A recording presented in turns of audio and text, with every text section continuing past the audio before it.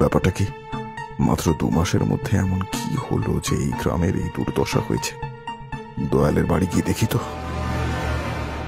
দয়াল, দয়াল বাড়ি আছো? দয়াল। ঠাকুরমশাই, ঠাকুরমশাই আপনি এসেছেন? আসুন ঠাকুরমশাই, আসুন আসুন আসুন।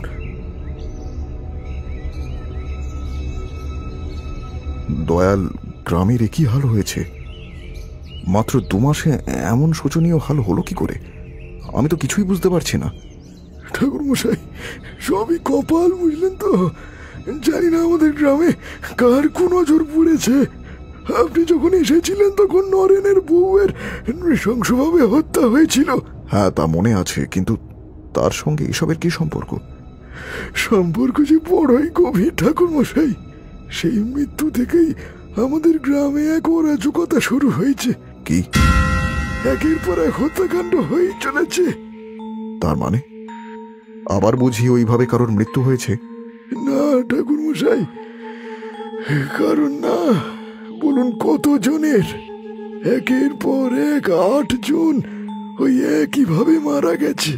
সেই বিভৎসভাবে কেউ যেন তাদের মুন্ডু আর দেহটা ছিন্ন বিচ্ছিন্ন করে দিয়েছে। বলো কি? কবে হয়েছে এই ঘটনা? গত 2 মাস ধরে ঠাকুরমশাই। কখনো খগেনদার দেহটা ধান ক্ষেতের ধারে পাওয়া গেছে আর মুন্ডুটা নদীর পাশে।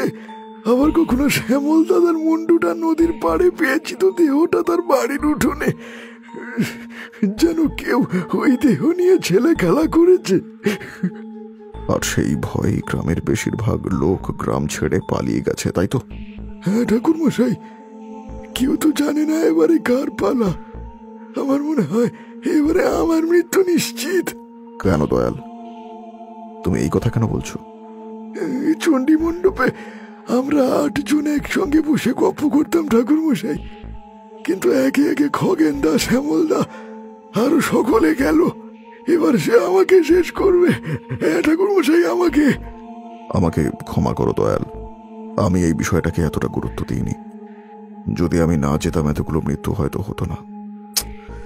ছি ছি ছি ছি ছি, আমার বোঝা উচিত ছিল। এ বাবা, না ঠাকুরমশাই, না না না, এতে আপনার আর কি দোষ? আপনি আমাদের অতিথি, আপনি এই বিপদে জড়াবেন না। তাছাড়া সাধু, তান্ত্রিক, কাপালিক সকলের সাহায্য নেওয়া হয়েছিল, কিন্তু কেউই কিছু করতে পারেনি। কিন্তু আমি চেষ্টা করে দেখতে চাই দয়াল। একটিবার আমাকে সুযোগ দাও। আমি তোমাদেরকে এই বিপদের হাত থেকে রক্ষা করতে চাই। আর তুমি নিশ্চিত থাকো, আমি তোমার কিচ্ছু হতে দেব না। কিন্তু ঠাকুরমশাই, আপনি কি করবেন? এর আগে তো অনেকে অনেক কিছু করেছে, কিন্তু কিছুই ফল হয়নি। দেখি না মধুসুন্দরী দেবীর কৃপায় কি করতে পারি। দয়াল, তুমি আমাকে সেই বাড়িতে নিয়ে চলো যেখানে প্রথম এই সমস্যার সূত্রপাত হয়েছিল।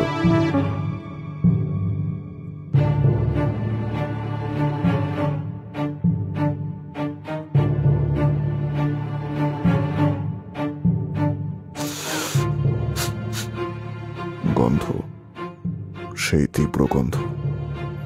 দয়াল, তুমি এখানে দাঁড়াও, আমি বাড়ির চারপাশটা একবার ঘুরে আসি।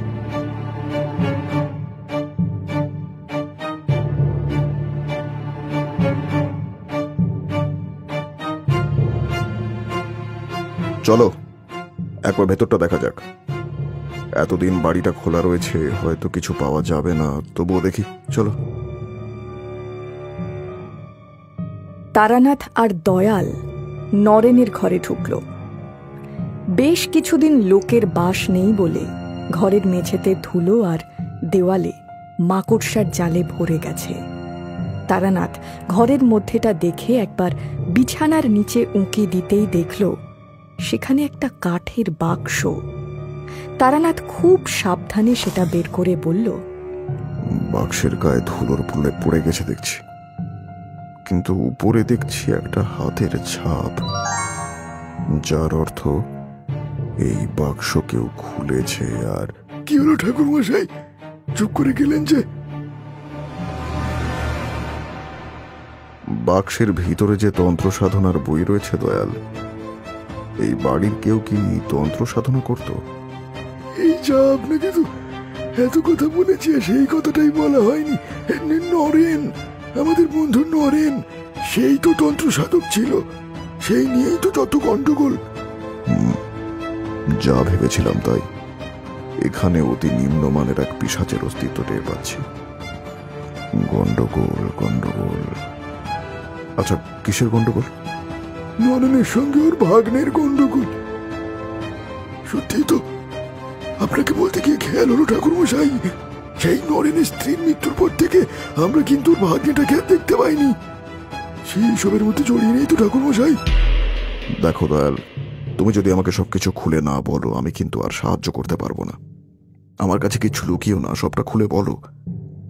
হ্যাঁ ঠাকুরমশাই, আসলে এমনিতে চাষবাস নরেনের পেশা হলেও তন্ত্র সাধনা তার নেশা ছিল।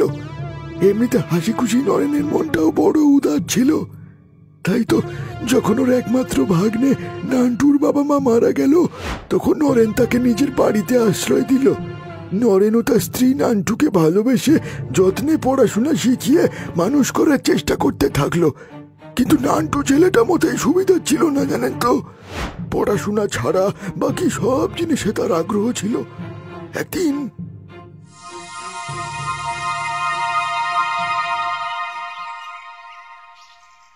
নান্টু, এই নান্টু, কি করছিস? কি এই বাক্স খুলেছিস কেন? মামা, এই আসলে আসলে অনেক দিন ধরেই তোমাকে বলবো ভাবছিলাম, আমাকে তন্ত্রবিদ্যা শেখাবে মামা।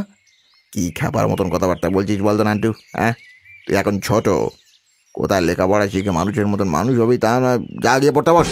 ও মামা, সত্যি বলছি, আমার পড়াশোনা করতে ভাল লাগে না, বরং তন্ত্র, কালা জাদু, ভূত প্রেত এসব আমার ভাল লাগে। তুমি আমাকে এগুলো শেখাও না মামা। এই একদম বোকার মতন কথাবার্তা বলবি না, তুই এখনকার দিনের মানুষ।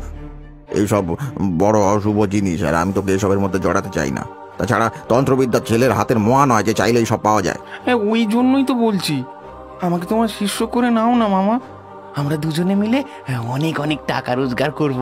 আর আমি তো শুনেছি তন্ত্রবিদ্যার সাহায্যে অনেক শক্তিশালী হওয়া যায়, অনেক। চাপ, যা বলছি গিয়ে পড়তে বস। পড়াশোনায় মন নেই, খালি আবল তাবল কাজ, বেয়াদব কোথাকার। সেদিন নরেনের বকা খেয়ে নান্টু চলে গেছিল ঠিকই, কিন্তু তার মনের মধ্যে আরো জেদ চেপে গেছিল। এরপর থেকে প্রতিদিন সে নরেনকে তন্ত্রবিদ্যা শেখানোর জন্য জোর করতে থাকলো, কিন্তু নরেন বারণ করতে থাকায় ওর জেদ আরো বেড়ে গেল।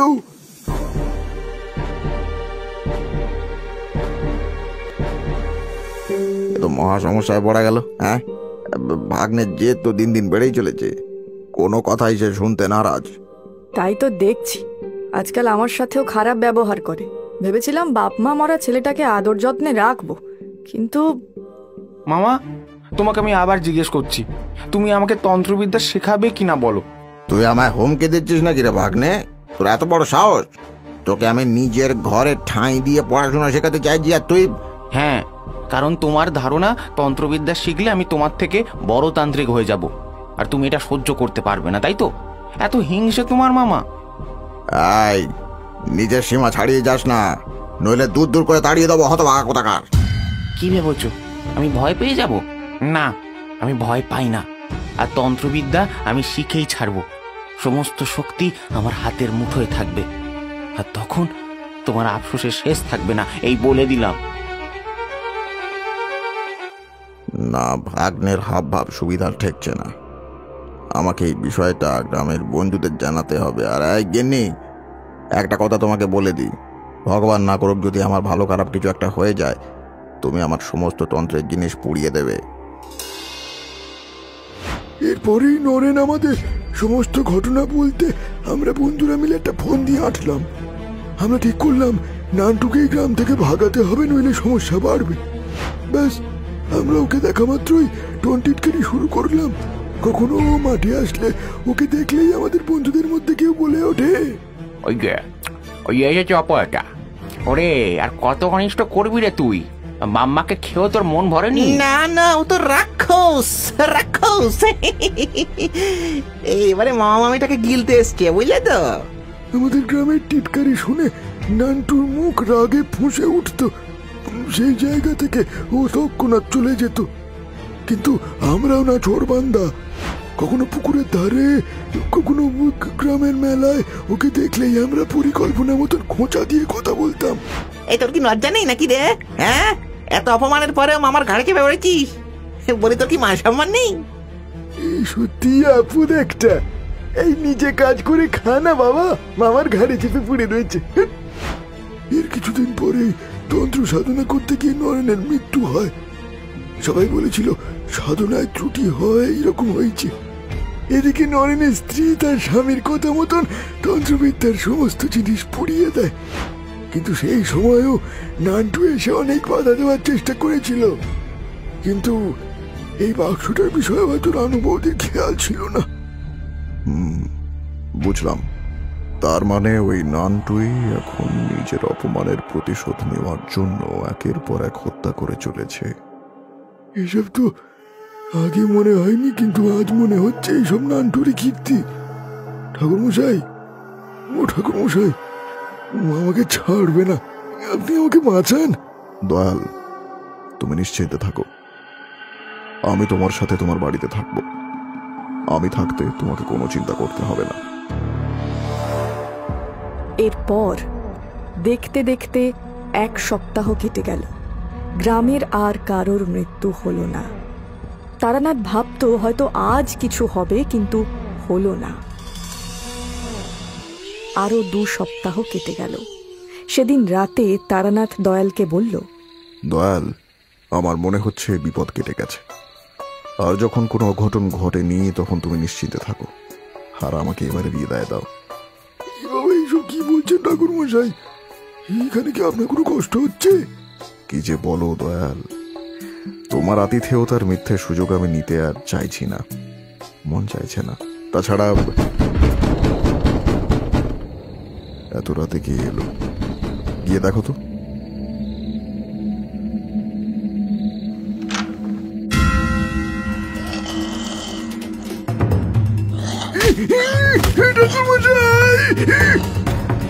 দয়াল, দয়াল ওঠো, কিচ্ছু হবে না, কিচ্ছু হবে না তোমার, ওঠো দয়াল। দয়াল, তোমার বন্ধুরা যে তোমার জন্য অপেক্ষা করছে। চলো, এবারে যে যেতে হবে। খবরদার, আর 1 পাও নড়বি না। দয়ালকে কিছু করার আগে তোকে আমার মুখোমুখি হতে হবে। তুই বুঝি ওর দারোয়ান? তবে তবে এই নে।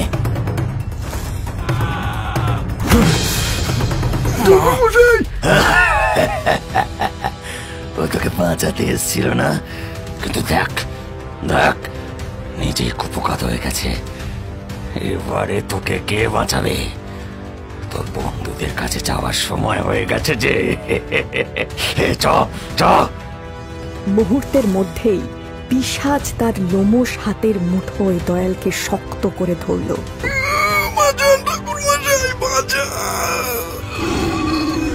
পিশাচের চাপে দয়ালের প্রাণ পাখি যখন খাঁচা ছাড়া হওয়ার উপক্রম, ঠিক তখনই এক অবিশ্বাস্য ঘটনা ঘটল।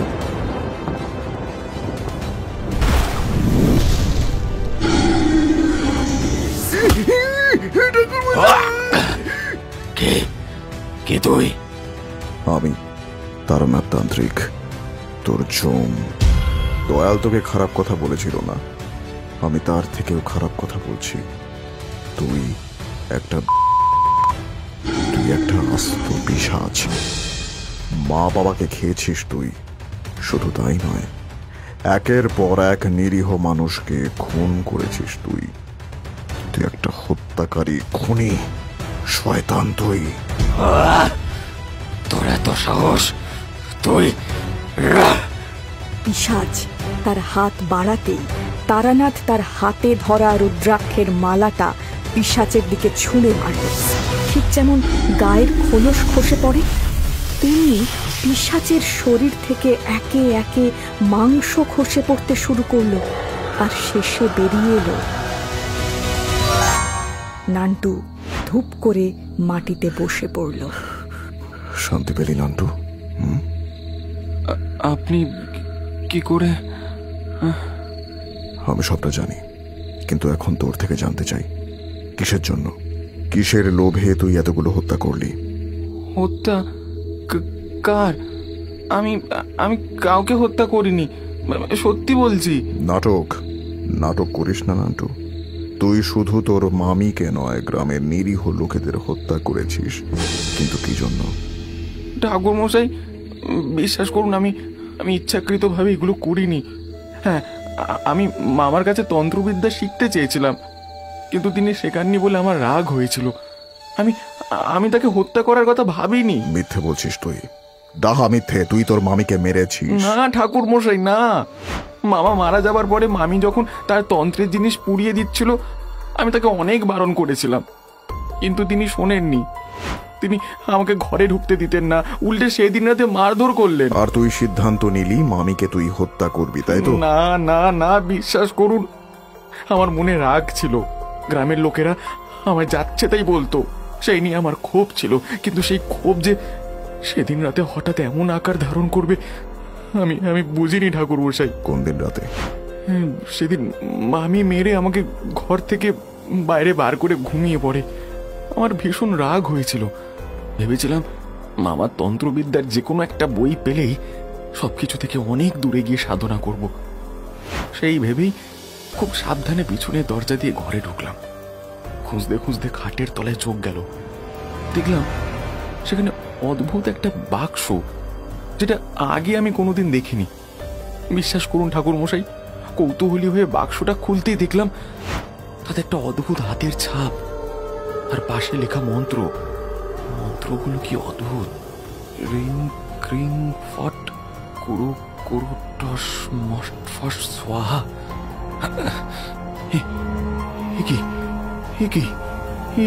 এটা কি? এটা কেমন লাগছে আমার! আর আমার হাতটা ছাপের মধ্যে এমন আটকে যাচ্ছে কেন? না না না! আর আমার কিছু মনে নেই ঠাকুর মশাই। সেই দিনের পর আজকে যেন আমার হুঁশ এলো। সত্যি বলছি, আমি আমি সত্যি বলছি, বিশ্বাস করুন আমায়। বুঝলাম, হয়তো এতে তোর সম্পূর্ণ দোষ নেই, কিন্তু নির্দোষ তুই নস। লোভ মানুষের ভিতরে থাকলে তবেই পাপ সেখানে ঘর বানায়।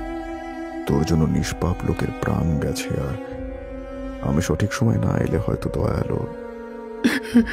ঠাকুর মশাই, আমাকে আমাকে ক্ষমা করুন ঠাকুর মশাই। আমার ভুল হয়ে গেছে। ওই পিশাচ আমাকে আমার নিজের জালে জড়িয়ে নেবে ঠাকুর মশাই। না, সেটা আর হবে না। এই রুদ্রাক্ষের মালা গলা থেকে খুলবি না, আর এই বাক্সটার ব্যবস্থা আমি করছি।